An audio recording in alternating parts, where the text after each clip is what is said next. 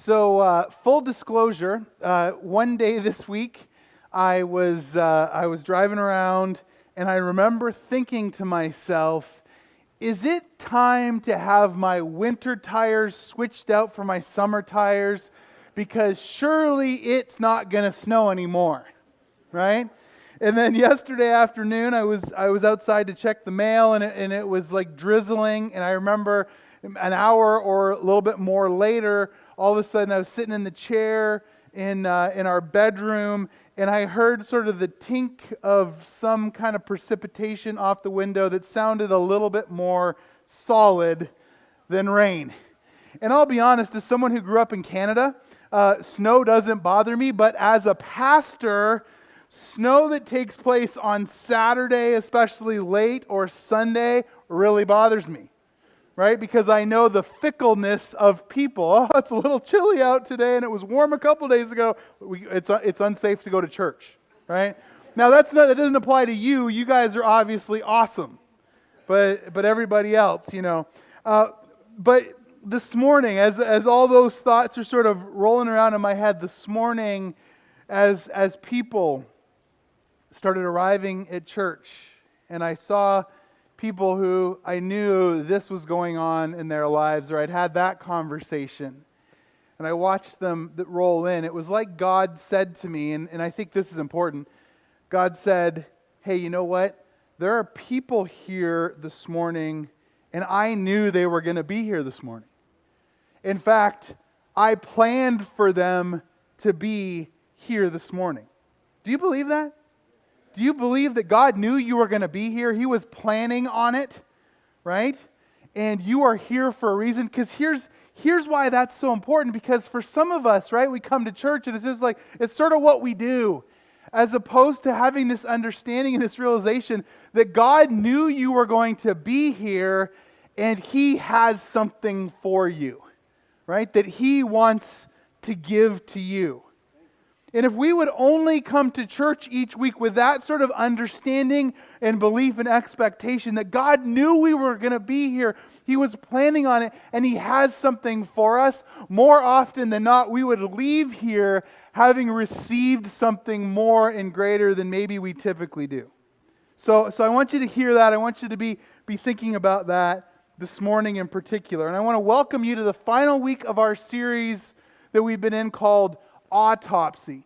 And you know this, right? Because we've said it every single week of the series that an autopsy in the natural world is always this after death or this post-mortem look inside to see what exactly went wrong, right? After we die, when really it's just information. There's nothing we can use that for. There's nothing that can be done about it at that point.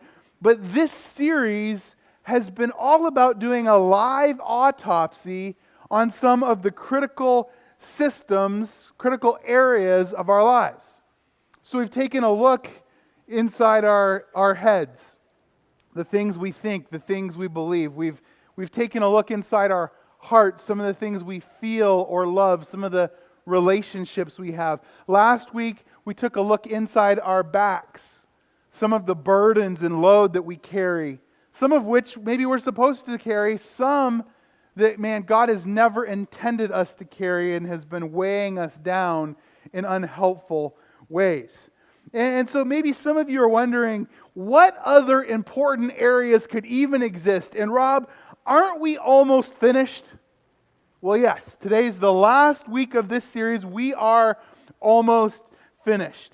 And I just want to say good job, because we've done good work. You have done good work in really opening up your lives to allow God to explore and help and speak into some of these areas. But we do have one final mission critical area.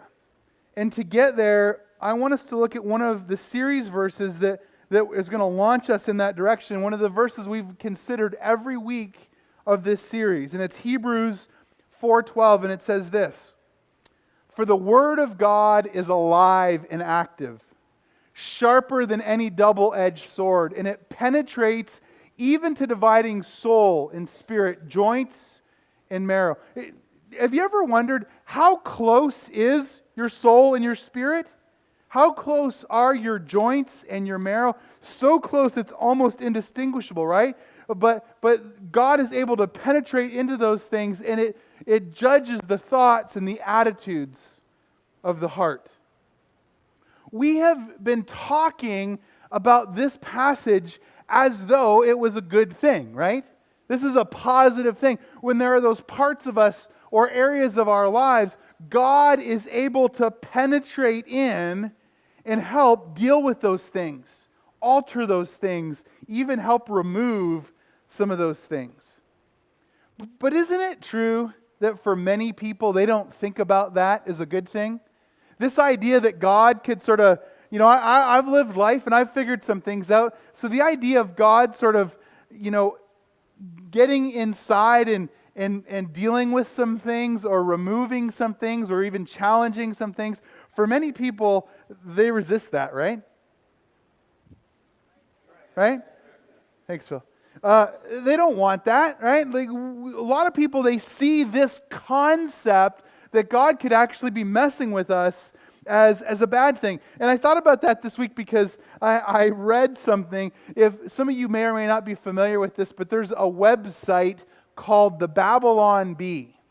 And if you're not familiar with this, you may want to go check it out. It's actually Christian satire. It sort of makes fun of us as people of faith in a way that is challenging and helpful and sometimes sacrilegious, but more just funny.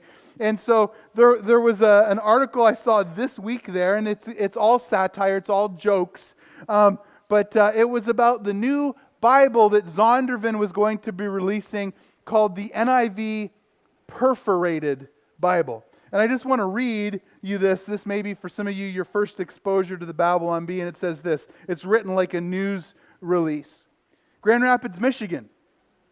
Stating the new edition of the Scriptures would allow Christians to remove doctrines, verses, and entire books of the Bible they find unpopular or inconvenient, Zondervan Publishing announced Tuesday. A new Bible with micro-perforated, completely removable pages. Don't like some of the heavy-handed calls to repentance, whether in the New Testament or Old? Now you can just rip that page right out, a representative for the publisher said in an over-the-phone interview. If you're reading through an epistle and the author calls you on the carpet for one of your pet sins, you can just crumple that page up and toss it right in the trash. The bottom line is, if you stumble across a snippet of the word that's hard for you to swallow, you can now just get rid of it, the rep added. Zondervan further claimed that internal tests showed a massive improvement in the devotional lives of users of the Bible, who reported that they enjoyed the Word of God now more than ever. People are far more likely to daily pick up their Bible if they know it's not going to convict them of their sin, make them uncomfortable, or confront their faulty thinking on an issue. The NIV Perforated Bible makes that dream into a reality. According to the rep, the Bible will also ship with a quick start guide for Christians of different theological persuasions, indicating which pages they should remove right away.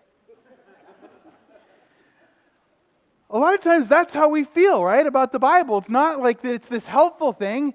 Sometimes we're a little bit more concerned that it can be a little more intrusive. And if that's your concern, actually, I want to read the verse right after the one we've looked at the last 5 weeks now. Hebrews 4:13 says this, that nothing in all creation is hidden from God's sight, and everything is uncovered and laid bare before the eyes of Him to whom we must give account.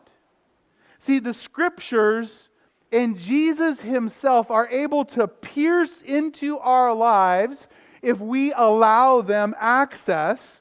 And while you and I are limited, right, we can only see certain things, Jesus can see everything, right? Everything in all creation is visible to Him. And everything is laid bare before His sight.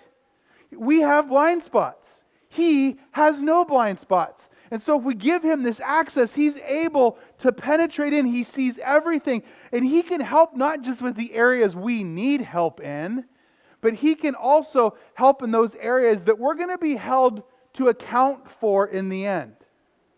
Now, some of you maybe don't like that thought, but you know that, right? We live once, we die once, and then we're held accountable for how we lived this life God has given us. If you don't think that says that clearly enough there, a number of verses or chapters later in Hebrews 9:27, the text says this: just as people are destined to die once and after that to face judgment. We live once, we die once, and after that we're judged for how we lived our lives. So with that said, our final autopsy area is a look inside the soul. It's a look inside the soul. Now some of you are like, wow, got it, Rob. The whole rest of this series has been so practical and so helpful, but now, right, this is where the pastor has to check the spiritual box, because we're a church after all, so we got to talk about the soul for a week. Got it, right? And if you've ever felt this way, I want you to think about this. We need to match the answer to the question. We need to match the answer we're giving to the question that is being asked. Because I think we don't do a good job of this. Let me give you some examples. Actually, this came up Monday. Bethany was reading a book and she found something. She took a picture of it. She was sending a message off to someone and she shared it with me, and I thought, oh, that fits perfectly with this. The idea of this section of the book she was reading basically said this: that most of the help we offer in the progress that we have made is financial or resource-based and informational, knowledge-based. But most of our pain and our needs are either social, emotional, or spiritual. So it's sort of like this. Someone walks in and says, hey, I really need a friend. I need someone who can sit with me, who can listen to me, who can love me, who can just maybe give me a hug. And we give them a gas voucher and tell them about a class that's starting in 3 weeks. Do you see how the question being asked a lot of times and the answer that we provide totally miss? And then we wonder why it's not helpful, or people don't get any better or make any progress. And here's the thing. I think as Americans, we would be well served to realize that no amount of our money is even going to begin to address certain issues. Right? There are certain things we can put all the money in the world toward solving those things, and it's not even going to move the needle, because some things require a different solution, a different answer to that question. Here's what I think. I think this issue of mismatching questions and answers is even a bigger problem in the church. Let me give you a practical example. No amount of prayer and Bible study is going to solve obesity. I know, right? Now, but here's the thing. Some of you were like, are you sure? Rob, is that not sacrilegious? Like, can't I just pray the fat away? Right? Well, I think praying and reading the scriptures is helpful. That's a helpful thing to do in supporting anything and everything you want to accomplish in life. But you can pray all you want. A better answer to the I want to get in shape or I'm a little overweight question might just be some gym visits and a shift in diet, right? Is that not a better answer to the question of being healthy or being in shape than praying and Bible study? And the opposite's true as well. Just because we are doing well in some ways does not equate to everything being fine with our soul. Sometimes that's what we think, right? Like, hey, this is going well and that's going well and this is hanging on and that's not breaking down. So God must be blessing with me and my soul must be okay. Do you see how matching the right answer to every question is unbelievably important? Right? It really, really is. So I want to pray, and then I want to read our main text today, and we're going to walk through it piece by piece and church, this is going to help us. It's going to help us dissect and take a look into this final area of our soul. Let's pray. God, I thank you that we can be in this place. God, I thank you that we can willfully and joyfully give you access to our minds, to our hearts, to our backs, to our souls. God, that you see all, and you are able to help us significantly and completely in every area. And so today, Lord, I just pray that you would see things that we don't see. God, that you would help us to provide the right answer to this mission-critical question. And God, I ask that the fruit of today would not be more information, but God, as we hear from you and as we obey, that we would discover transformation in our lives. We ask these things together in Jesus' name. Amen. So the title or the heading a lot of times over this section is the way of the cross. These are Jesus' words that we're going to look at today. And so the idea here is if you and I want to do better or get better with this soul stuff, here's what Jesus tells us. And this is found in Mark chapter 8, verses 34 through 38. And what I want to do is I'm just going to read these words over us, and then we're going to look at them verse by verse. Here's what the text says. Then he, being Jesus, called the crowd to him along with his disciples and said, "Whoever wants to be my disciple must deny themselves and take up their cross and follow me. For whoever wants to save their life will lose it, but whoever loses their life for me and for the gospel will save it. What good is it for someone to gain the whole world yet forfeit their soul? Or what can anyone give in exchange for their soul? If anyone is ashamed of me and my words in this adulterous and sinful generation, the Son of Man will be ashamed of them when he comes in his Father's glory with the holy angels." Pretty brief, right? Pretty simple. So let's look at this now piece by piece and think some thoughts together. So here's how the text starts in Mark 8:34. Jesus says this, Then he called the crowd to him along with his disciples and said, "Whoever wants to be my disciple," right? Whoever wants to follow me, what's the next word? Must. Isn't that kind of a bugger of a word?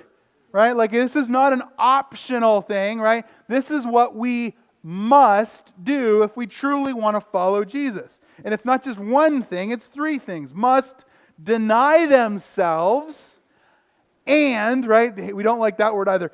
And take up their cross and follow me. It's like we're being given these 3 steps to being Jesus' disciple. This is one of the biggest conversations going on in the broad church right now, right? Like if you go to a conference or a seminar or even sit with pastors, this is one of the things everyone's talking about. How are disciples made, right? How do we make disciples? How do we help journey with people so that they become fully devoted followers of Jesus?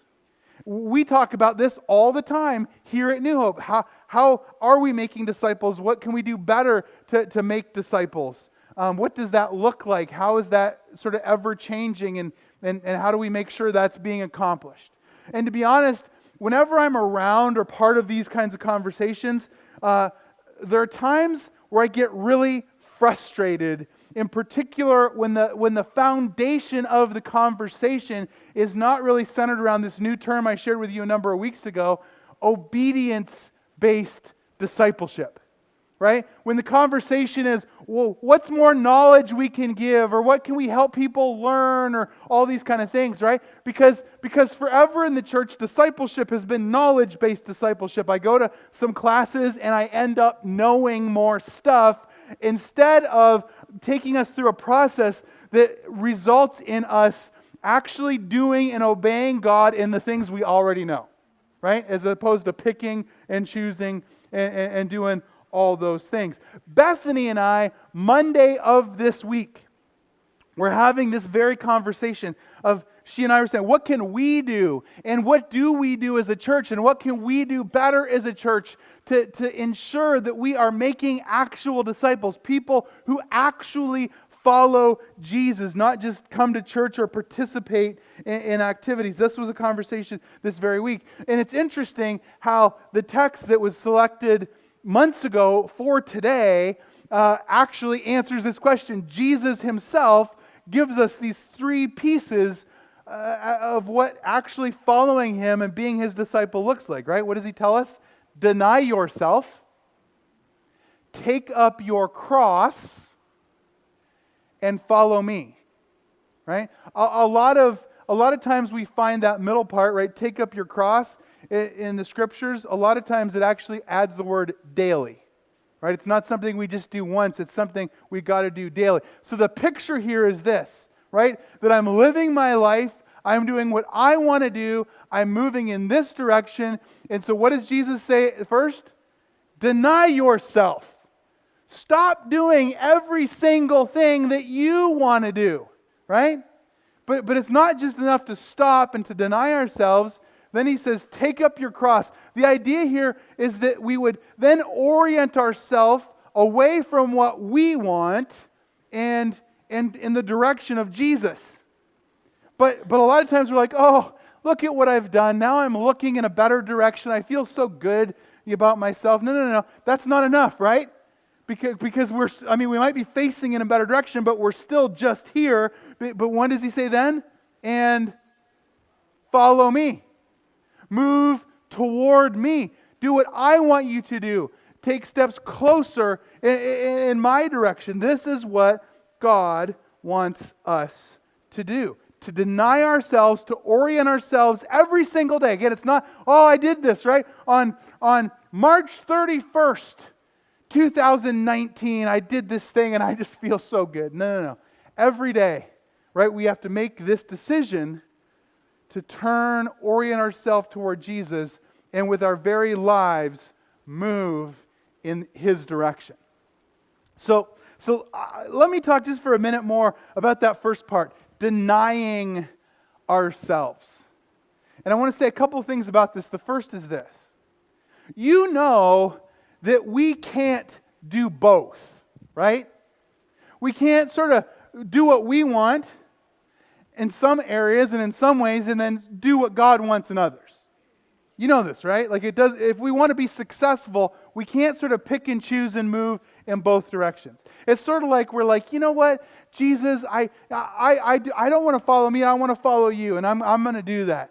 But, and I know Rob mentioned this a few weeks ago, but when it comes to money, I'm going to kind of do what I want to do in that area of my life. But, there's this other area that's big and it's created turmoil, so I want to follow you there, right? But there's this one kind of little sin. It's not really a big deal because everyone does it anyway, and it just kind of provides comfort to my soul when I'm so I kind of want to do what I want. Do you see how schizophrenic that is? And how, in the end, all it does is we're kind of doing this and this, and we wind up stuck. And usually when we're stuck, we're not sort of static. We're sort of slowly drifting in the direction we really don't want to go. Because you never slowly drift this direction. It's always a slow drift that direction. And I want to say one more thing because it's so important. Do you notice the text here doesn't say deny Satan, or deny the devil, or deny evil. What does it say? Deny ourselves. Right? Because we love, the devil made me do it, or it's his fault, or whatever. Guess what? For most of us, we don't need any help from him. Right? Like we are plenty distracted doing the things that we want to do that completely eliminate us from really living the life God has for us to live. We don't even need that. And one of the ways that I see this a lot, and I probably see it from 100 different people 1,000 times a week maybe. It's preachy Facebook memes. I'm pretty sure I'm actually guilty of this sometimes too, right? When I'm in like a weird headspace, I'm like, I found a preachy Facebook meme, post. The general idea is kind of this one, right?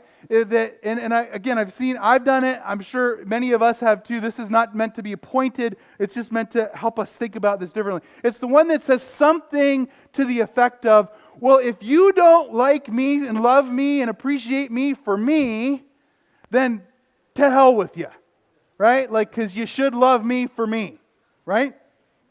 And in a perfect world where we are good and godly and healthy and moving in the right direction, maybe that's true. But basically what that means is me doing whatever I want to do and being as broken as I want to be and moving in whatever direction I want to move in. If you don't love me just like that, then forget about you. And the problem with that is, what does Jesus himself say to this? Deny yourself. Stop doing that. Stop heading in that direction and turn and follow me instead. Like, Jesus is asking us to change, because who we are and how we're living is not who He made us to be. And He has something so much better for us if we would just listen and obey. The text continues on like this. Mark 8:35 tells us, "For whoever wants to save their life will lose it, but whoever loses their life for me and for the gospel will save it." And so a simple question: what is your life being spent on? What is your life being spent on? March 3rd, 1995, the Chicago Tribune reported about a man who was heading to his temp job. He didn't have a car, so he couldn't get to the temp job the way that most people did, and he didn't want to be late for this temp job, and so he decided he was going to take a shortcut. And the shortcut actually involved him walking across the 8 lanes of traffic on the Tri-State Tollway up in Rosemont, Illinois. He got across the first 4 lanes and he was hugging the median, I suspect getting ready to, I don't know how in the world, I don't even think my hip would go like that, but like how in the world, you get over that, but he's hugging the median when all of a sudden a gust of wind came along and blew off his hat. Without even thinking about it, he turned and ran to chase after his hat and lost his life.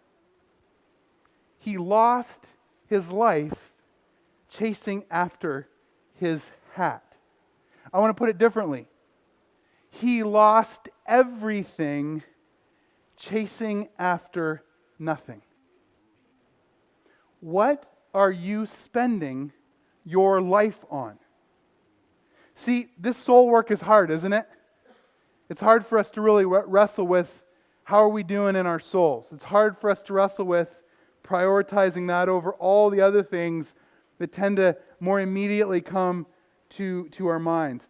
But the truth is, if your life is all about saving your life and moving in your direction in all the things you want, it will all slip through your fingers at some point, and you'll lose every bit of it. It's just the way of the world, right?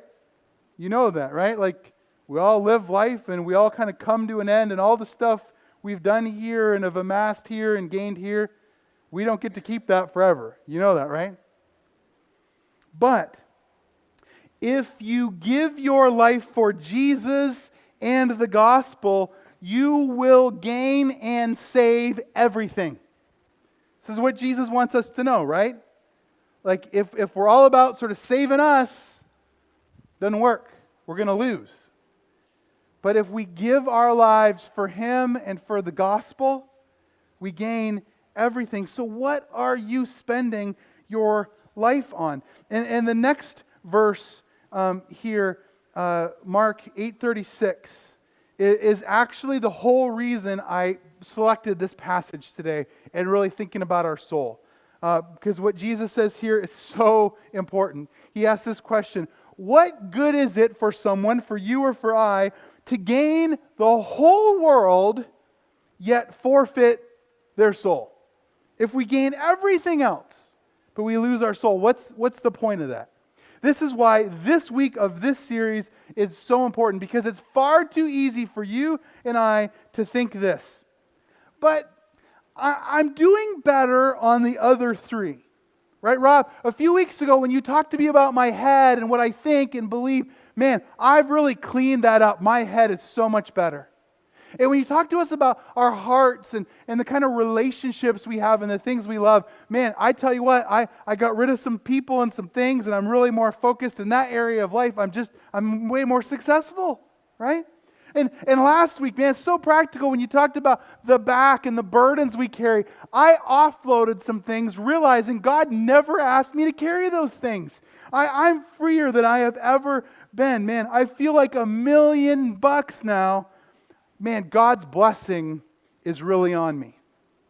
I want to just tell you two things to that way of thinking. The first is this. All those questions of our heads and our hearts and our backs are important questions to answer. But the God question has a different answer. Right? Just because you're doing well in those other three does not necessarily equate to your soul being good.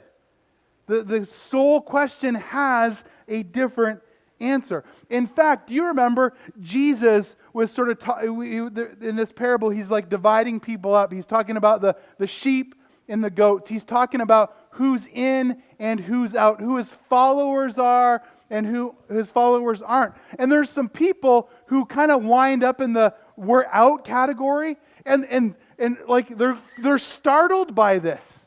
In fact, they say to Jesus, Lord, look, have we not prophesied in your name and cast out demons in your name? Like, have we not done these miraculous things? Have seen miraculous things happen through our lives?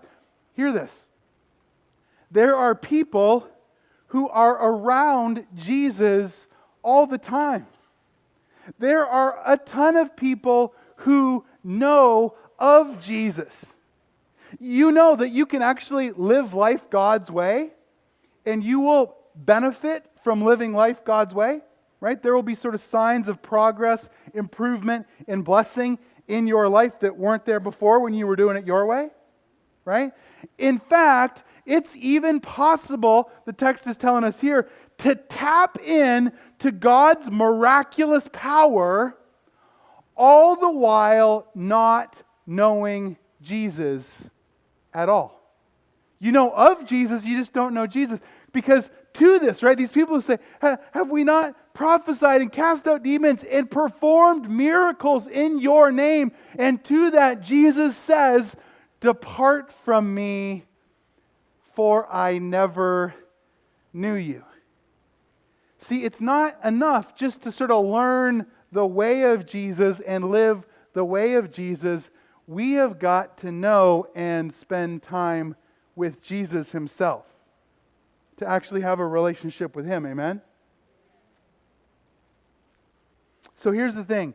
Don't let blessing and success in one area of life lull you into putting off the most important area of life or believing the lie that it's just all good.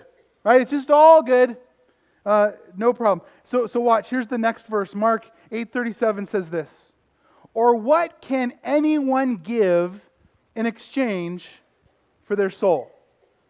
What can we give in exchange for our soul? Let me illustrate that this way. Have you ever, whether it was an intentional decision or maybe like things just got lost in the shuffle, you don't need to raise your hand, but have you ever sort of put off or sort of even accidentally not paid a bill because like things were tight and you couldn't quite manage it, or we'll get that at the next payday or whatever, and then something happened where you really needed the service that comes from having that bill paid? Again, don't raise your hand. I just want you to think about this. Like, so for example, let me give you like a super practical example. Have you ever forgot to or intentionally not paid, I don't know, maybe your car insurance bill, and then gotten a ticket or gotten in an accident, and you sort of wound up in one of those unfixable situations where there was all kinds of even greater consequences for a long period of time because you were just trying to manage some things over here? Now, here's the thing. Your head, you could be smarter than ever, man. You could be dialed in and figuring it out. Your heart, you could be so relationally savvy in getting those things figured out. Your back could be unburdened. You could be freer than ever.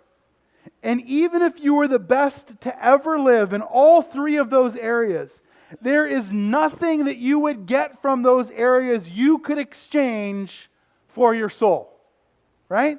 If you're the smartest, best thinker, you believe all the right stuff, you're so connected and have all the relationships, and man, you're not carrying around even one burden you shouldn't. There's nothing you would gain from any of those things that you could trade in exchange for your soul. These things don't answer that question. In fact, there is only one way to get that done. Only one way. And it's pretty simple. I'll give you 3 parts of it. It's the same thing, but it starts with us confessing our sin. With us saying to God, God, I have lived this thing my way. I have done what I wanted, and I agree with you. Confession means to agree with God, right? I agree that I've done it my way. I'm sorry for that, and I want to do it your way. We confess our sin. We place our faith in Christ alone. We say, Jesus, here's the thing. Even the people who have lived the best in the history of the world are still so far short of God's perfect holy standard. Right? The best people are still so far short of what God asks and expects and even demands. Right? There's no way we can get it done. There's no way, I don't care how hard you work, how much discipline, effort, whatever you give, there's no way you can live up to what God asks. Which is why He gave His Son Jesus as the perfect sacrifice for all of us.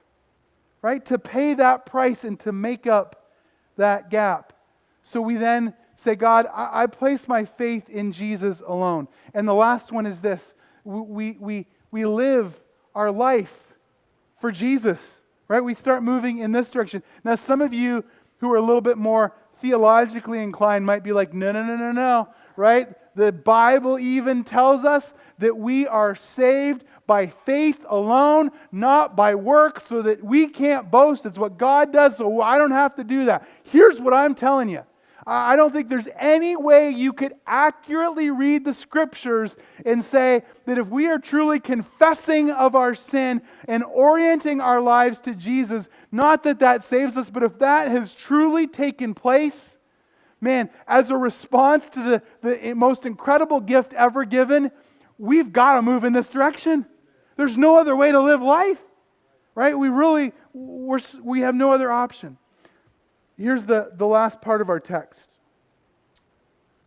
The text is this: if anyone, Jesus tells us, is ashamed of me and my words in this adulterous and sinful generation. Basically, you come to church and you believe in me and you praise me and all that kind of stuff, but then I go to work and my friends think that religious stuff and those Christians, so I really do believe, but I'm just going to kind of low-key that and really not talk about it. No. If anyone, Jesus says, is ashamed of me and my words in this adulterous and sinful generation, the Son of Man will be ashamed of them when He comes in His Father's glory with holy angels. So is Jesus here really saying that if we kind of deny Him now, He's going to not have our backs, He's not going to vouch for us in the end?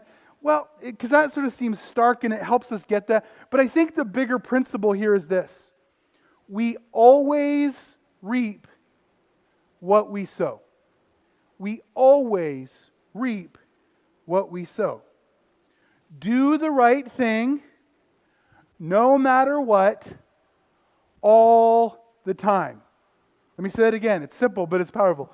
Do the right thing, no matter what, all the time, right? Move toward Him, whether you want to, whether you're passionate about it, whether you feel it or not, right? Stop doing this, start doing this. Do the right thing, no matter what, all the time because it adds up to way more than you and I think it does. It always adds up to more. I want to give you a personal illustration of this. I actually hopped on the scale yesterday. I started sort of my little weight loss journey on September 4th. And as of yesterday, I'm down 73 pounds. Yeah. And it's interesting. I have conversations all the time with people who are like, how'd you do it? How are you doing it, right? How are you doing it? And this is like the honest answer. Every single meal, every single day, I eat what I'm supposed to and I don't eat what I'm not supposed to. Right? And so some people will, but do you have a cheat meal or a cheat day? No. No, like the answer is no. And maybe you could do that. Because some of you have journeyed with me for long enough, you're like, hey, Rob's looking really good. And then you're like, whoa, he's going quickly back in the other direction and he's found even more, right? Like this. So I've been really good at losing a lot of weight quickly and then gaining it back. And then doing that and gaining it back and doing that and gaining it back. And so when I have a cheat meal or whatever, it turns into a cheat day, which turns into a cheat weekend, which turns into a cheat week. And before you know it, I am large and in charge, right? It's just sort of how it works. Now, some of you are like, really? Like, is that like fully true? So this week will be 7 months, right? Like toward the end of this week will be 7 months.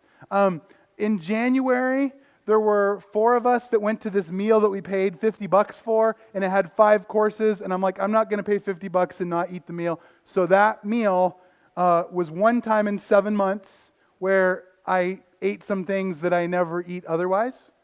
And the other time was in February. My family went on a cruise, and every day for every meal, I ate what I was supposed to, and I always got dessert, but I got the sugar-free dessert option. I know, right? Yeah. But the last night, the sugar-free dessert option was sugar-free tapioca, and I just couldn't do that. So I had one dessert one time that had sugar. So those 2 things in 7 months were my cheat things. And so, well, really, even Christmas and Easter, yes. Even Christmas and Thanksgiving, yes, even those. And here's why I tell you that, because this is the important part. I told Bethany Monday, I said, for the first time in almost 7 months now, I've actually mentally made the switch from just still, even though I look better and I feel better and I'm wearing clothes that I haven't been able to wear in years. None of these clothes are new clothes. They were just fresh because I haven't been able to wear them for a long time. And I said, for the first time, it took 7 months. For the first time, instead of still feeling like a fat person, I feel a little bit like a thin person who just has some more weight to lose. But it took 7 months of doing the right thing every single meal, every single day, for this to finally get right. Crazy, right? So hear this. This is the important part. Sometimes you and I think that living for us will get us further, and living for Jesus in certain ways makes no practical sense. But I'm telling you, you will reap what you sow in this area of life. And no amount of success or money or anything else will get it done in the end except for living for Jesus. Nothing else. There's nothing greater to spend your life on. And actually, it has the greatest retirement plan in the history of the world. Right? So, a couple verses we've been reading every week. We've been praying together every week is our other series verse. Psalm 139, 23, and 24. And I want to invite you on this final week, if you want to pray these with me one more time.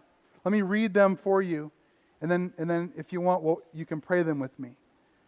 Search me, God, right? We give him access to us. Search me and know my heart, because nothing is hidden from him. Remember, he sees all of it. We can't pretend or fake or hide. He sees all of it. Know my heart.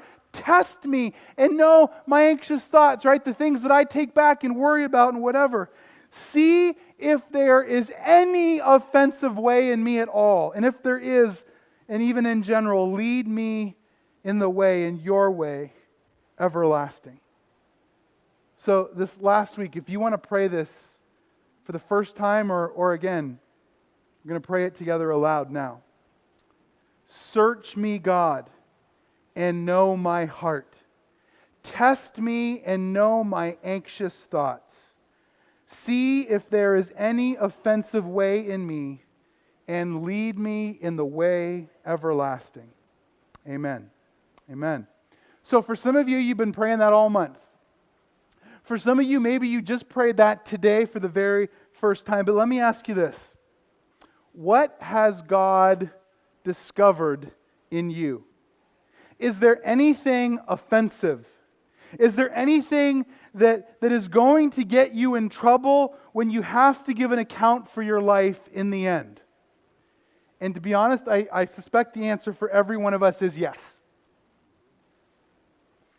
And if so, I don't want you to feel bad. This is not about guilt at all, because there is a simple step you can take today.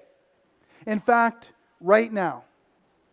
I want to show you one more verse. It comes from Psalm 62. It's the first verse. And here's what the words of this psalm say. Truly, my soul finds rest in God. My salvation comes from him. Now, starting next week, we are going to jump into our Easter series for an entire month. We are going to talk together and learn about the rest. Isn't that a great word? Some of you are like, oh, if I only could have some. We're going to talk about the rest that God has for us and wants to give to every single one of us. It's going to be like a perfectly cold glass of water in a perfectly air-conditioned environment on the hottest, muggiest day you can imagine that makes our souls want to go, oh. But before we get there, you can respond to this truth right now. If your soul needs rest, it is only found in God. If you require salvation from your sin and yourself and your past and even your present, and we all do, it comes from Him and Him alone, right? He's the only answer because He is the only way to get this done. 2 weeks ago when we were talking about the heart, I did it intentionally. We had an opportunity to respond to that, right? And I gave two kind of response levels. The first one was basically, if you want to decide to follow Jesus today with the lights up full and everybody else looking around, please stand. And then I gave a second kind of option, which basically is, hey, if your heart's a little bit messed up and you want God's help. We all kind of stood up for the second one, right? In the first gathering, nobody stood up for the first one. I had a couple people afterwards come to me and say, I was kind of in the middle somewhere, so I could have stood up, and, but nobody did. In the second gathering, one person had the courage to stand up in front of all of us and make that declaration. And I'm sure it hasn't been perfect, but as I've sort of interacted a little bit and watched her life over these last 2 weeks, I have seen more significant growth in her than I have seen in probably anybody in a while. Isn't it amazing how when we are willing to make a bold and public declaration for Jesus, it literally changes things? It's amazing how it works that way, right? We read our Bibles, we pray, we do all that kind of stuff. It adds up to more than we would ever think. Now here's the truth. You can make the decision to follow Jesus, and all the gunk that you have built up in your life, it takes a while to get the gunk out, right? It takes a while to figure those kind of things out. That a lot of times that doesn't happen instantly, right? That's a process. For many of us, we can make that decision to follow Jesus, but actually learning what that means and all the intricacies and nuances, that takes a lifetime. It takes a while to figure out how to actually live for Jesus day in and day out, week in and week out. It takes a while. But Jesus can save our soul in an instant, right? Like right now, right this second. So as we end today, we're going to have a little response time, and in just a minute, the band's going to play that song again about looking up, right? About looking up to Jesus. And the question I have for you today is, will you look up? Because this really is for those who want the only answer to life's most important question. And if you want the answer to the question about your soul, you're not going to get it through your head or your heart or your back. It only comes from Jesus. So let's just bow our heads and close our eyes. I'm going to pray a simple prayer. And if you would like to pray this prayer with me, I would invite you to do that. Just do it in your mind or your heart. Dear Jesus, I confess my sin. I confess that I have lived and have been living life my way, the way that I want. I want you to know today that I'm sorry for that, and that I'm turning to you, and I want to begin to move in your direction. I pray that you would forgive me for my sin. God, that your sacrifice would cover all of my mistakes and all of my past. God, I pray that my soul and my life would be right with you because of Jesus. And it's in His name that I pray. Now, before you look up, I just want to ask, with anybody else looking around, if you prayed that prayer today, would you just slip your hand up to let me know? Amen. Yep. Amen. Amen. Here's the thing, church. It wasn't just that moment we had to decide to get our souls right and to refocus ourselves on Jesus. Remember, we pick up our cross daily. It's not just today. So as we sing this song, you can focus your life on Jesus. As you leave this place, you can focus your life on Jesus. When you get up tomorrow and have the worst case of the Mondays in the history of the world, you can focus your life and move toward Jesus. Look up, look to Him, and it will change everything and transform your soul. Let's stand and sing this closing song together.